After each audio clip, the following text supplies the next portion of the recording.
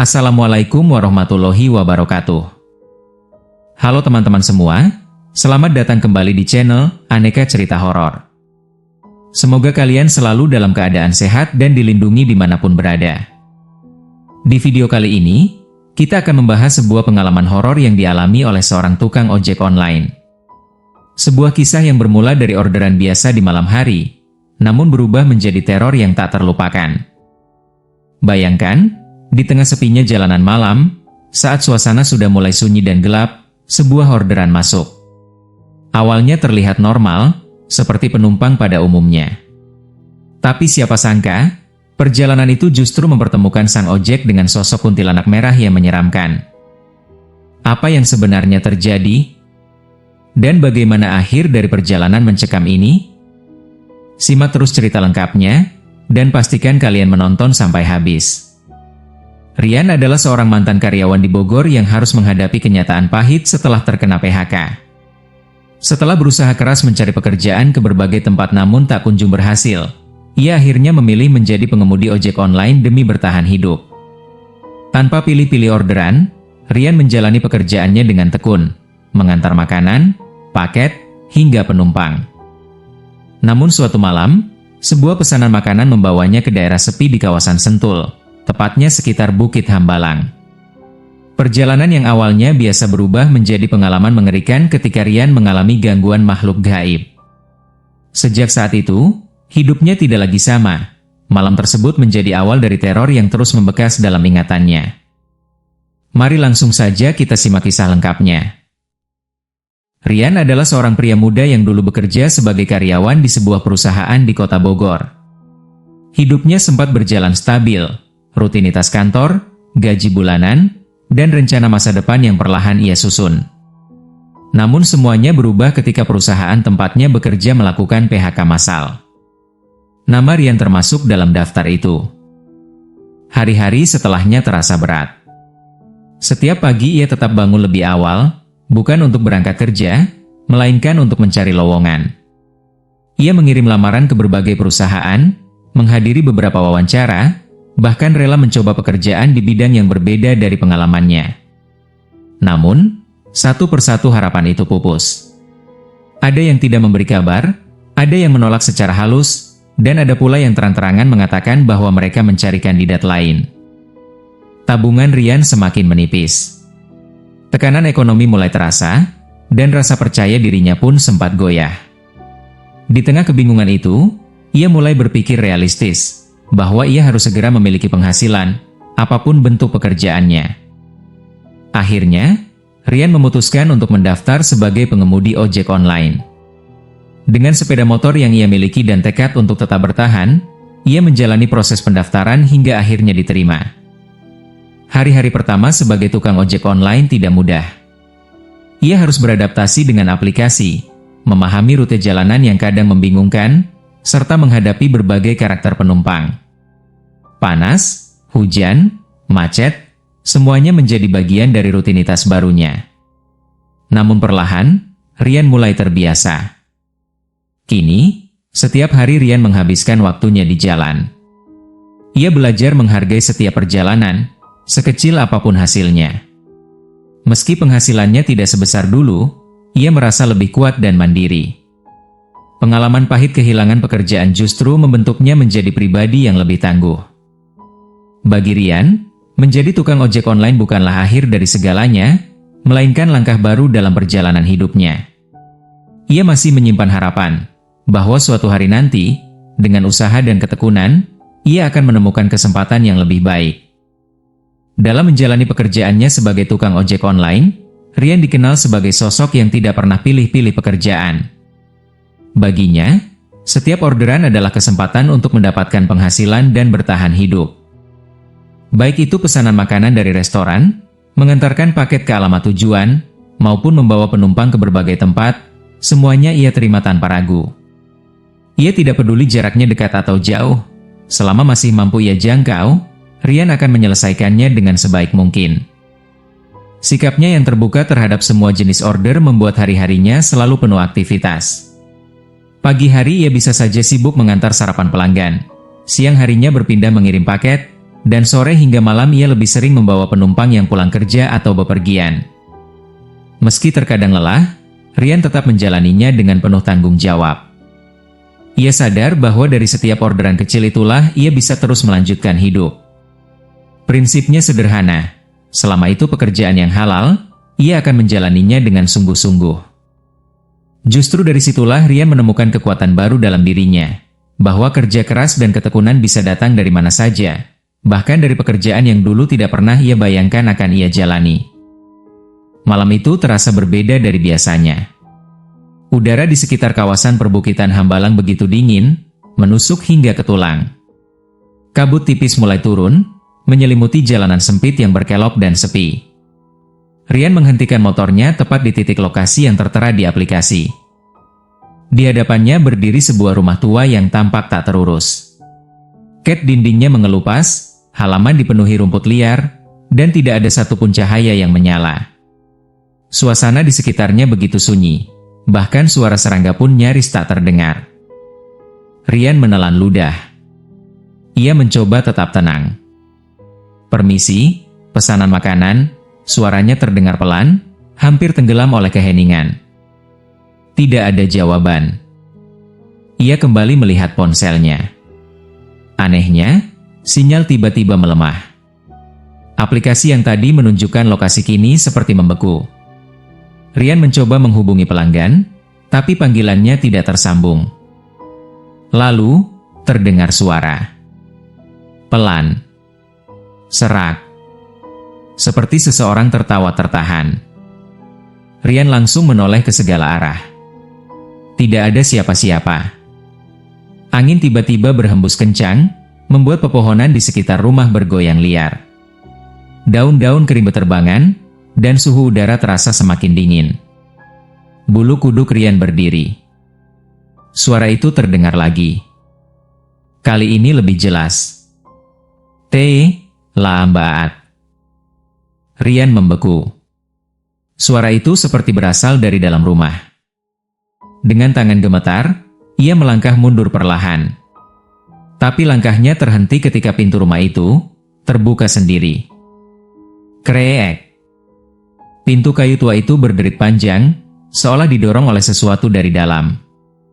Dari celah kegelapan, muncul aroma anyir yang menyengat. Rian mencoba berpikir rasional, tapi tubuhnya tidak mau bergerak. Lalu, sesuatu muncul dari balik pintu itu. Perlahan, sosok perempuan, berambut panjang terurai, menutupi sebagian wajahnya. Gaunnya panjang, berwarna merah gelap, bukan merah biasa, tapi seperti warna darah yang telah mengering. Kainnya tampak kotor dan basah di beberapa bagian. Kepalanya tertunduk. Diam. Rian tidak berani bernapas. Sosok itu kemudian mengangkat kepalanya, pelan sekali. Dan saat wajahnya terlihat, jantung Rian seakan berhenti berdetak.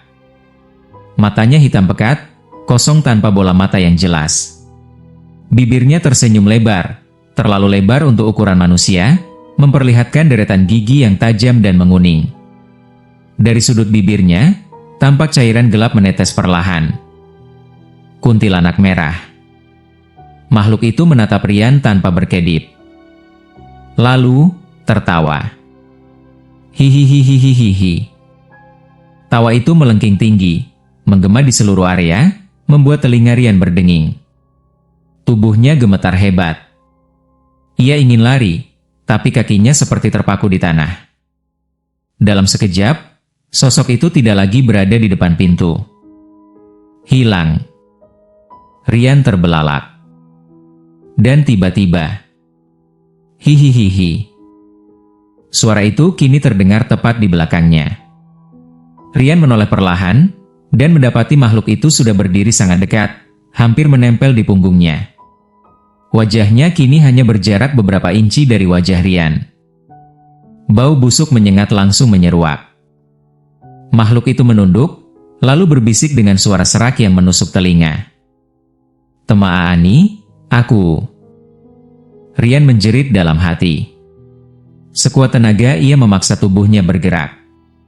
Ia menjatuhkan bungkusan makanan yang dibawanya dan langsung berlari ke arah motor. Namun saat ia mencoba menyalakan mesin, motornya tidak mau hidup. Sekali, 2 kali, 3 kali. Gagal. Tawa makhluk itu kembali terdengar, kini seperti mengelilinginya dari segala arah. Hihihihihi, tidak bisa lari. Rian hampir putus asa. Dengan tangan gemetar, ia mencoba sekali lagi menyalakan motor. Dan akhirnya, brum! Mesin menyala.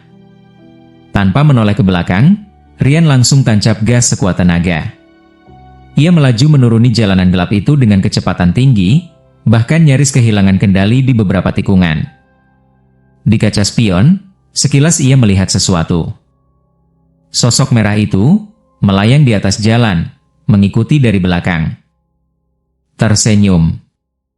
Rian semakin panik dan terus memacu motornya hingga keluar dari area perbukitan. Begitu ia mencapai jalan yang lebih ramai dan terang, sosok itu menghilang. Lenyap begitu saja. Rian menghentikan motornya dengan napas tersengal. Tubuhnya basah oleh keringat dingin. Tangannya masih gemetar hebat. Ia menatap ponselnya. Orderan itu sudah tidak ada. Seolah tidak pernah terjadi.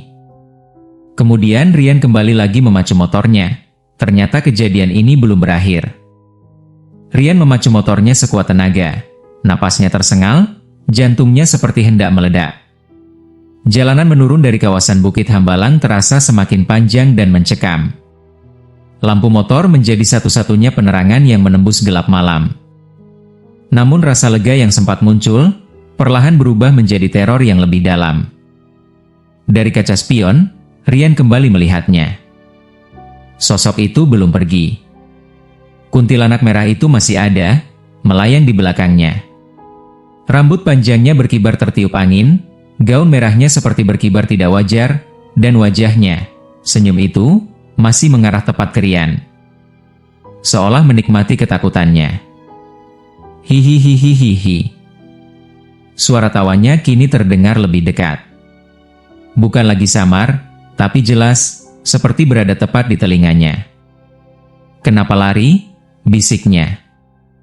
Rian hampir kehilangan kendali. Air matanya mulai keluar tanpa ia sadari. Ketakutan itu bukan lagi sekadar rasa takut, melainkan kepanikan yang menggerogoti akal sehatnya. Ya Allah, gumamnya berulang-ulang, suaranya bergetar. Ia terus memacu motor hingga akhirnya terlihat sebuah titik cahaya di kejauhan, pos penjagaan Hambalang. Sebuah pos kecil dengan lampu terang yang menjadi satu-satunya tanda kehidupan di tengah gelapnya kawasan itu. Harapan muncul. Sedikit lagi, bisiknya penuh putus asa. Namun saat ia semakin mendekat, tiba-tiba angin berhembus sangat kencang. Motornya terasa seperti tertahan. Suara tawa itu kembali menggema, lebih keras, lebih menusuk. Dan dalam sekejap, sosok itu muncul di depan Rian. Tepat di tengah jalan. Rian refleks mengerem mendadak. Sreet. Motornya hampir tergelincir. Ia terhenti hanya beberapa meter dari makhluk itu. Kuntilanak merah itu berdiri diam, menatapnya. Kali ini lebih jelas, lebih nyata, lebih mengerikan dari sebelumnya. Matanya yang kosong seperti menyedot keberanian Rian hingga habis. Senyumnya melebar, terlalu lebar, hingga hampir merobek wajahnya sendiri. Air mata Rian mengalir deras. Tolong, jangan ganggu saya, suaranya pecah, penuh ketakutan dan keputusasaan. Makhluk itu tidak menjawab. Ia hanya tertawa. Hihihihihi. Lalu perlahan, ia melayang mendekat. Rian gemetar hebat. Tubuhnya lemas. Ia ingin lari, tapi kakinya seperti tidak punya tenaga lagi. Dalam kondisi hampir putus asa, ia hanya bisa menutup mata dan berdoa dalam hati sekuat tenaga. Tiba-tiba, WOI. Berhenti. Ada apa? suara keras dari arah pos penjagaan memecah suasana. Lampu senter menyorot ke arah Rian. Sekejap itu juga, suasana berubah. Rian membuka matanya. Makhluk itu menghilang. Tidak ada apa-apa di depannya. Hanya jalan kosong. Rian langsung jatuh dari motornya, lututnya tidak mampu menopang tubuhnya lagi. Ia merangkak lemah menuju arah pos, napasnya terengah-engah, wajahnya pucat pasi. Petugas penjaga berlari menghampirinya. "Mas! Mas kenapa?" Rian tidak langsung menjawab. Ia hanya menangis, tangis yang tertahan sejak tadi, kini pecah begitu saja. Tangannya masih gemetar, matanya kosong seperti baru saja melihat sesuatu yang tidak seharusnya ada di dunia ini. Dengan suara terbata-bata, ia mencoba menceritakan apa yang terjadi. Petugas itu saling berpandangan. Salah satu dari mereka terlihat serius, lalu berkata pelan, "Mas, bukan pertama kali ini kejadian seperti itu di atas." Rian terdiam. Tubuhnya masih bergetar. Ia menoleh perlahan ke arah jalan yang baru saja ia lalui. Gelap. Sunyi. Kosong. Namun jauh di dalam hatinya, Rian tahu makhluk itu tidak benar-benar pergi. Dengan keadaan badan yang lemas, gemetar dan tidak stabil. Akhirnya Rian secara perlahan mengendarai motornya untuk pulang ke rumah. Rian bersyukur karena makhluk itu sudah tidak mengikutinya. Dia selamat sampai rumah. Keesokan harinya Rian berobat ke Pak Ustadz Syarif, selaku orang pintar di dekat rumahnya. Setelah diobati oleh Pak Ustadz, kondisi Rian semakin membaik dan sehat kembali. Sejak malam itu, Rian tidak hanya kehilangan keberanian untuk mengambil orderan ke arah Hambalang, ia juga kehilangan rasa aman dalam dirinya sendiri. Bahkan setiap kali mendengar suara angin di malam hari, atau tawa samar di kejauhan, ia selalu teringat satu hal. Bahwa di suatu tempat, dalam gelap yang tak terlihat, sesuatu pernah mengikutinya. Dan mungkin, masih mengawasinya. Terima kasih sudah mengikuti cerita ini sampai akhir. Semoga kisah Rian bisa menghibur sekaligus memberi pelajaran tentang perjuangan hidup dan keberanian menghadapi hal-hal yang tak terduga. Kalau kalian suka dengan cerita seperti ini, jangan lupa untuk dukung channel ini dengan cara like, komen pendapat kalian, subscribe supaya tidak ketinggalan cerita seru lainnya, dan share ke teman-teman kalian di media sosial. Dukungan kalian sangat berarti dan jadi semangat untuk terus menghadirkan cerita-cerita menarik berikutnya. Wassalamualaikum warahmatullahi wabarakatuh.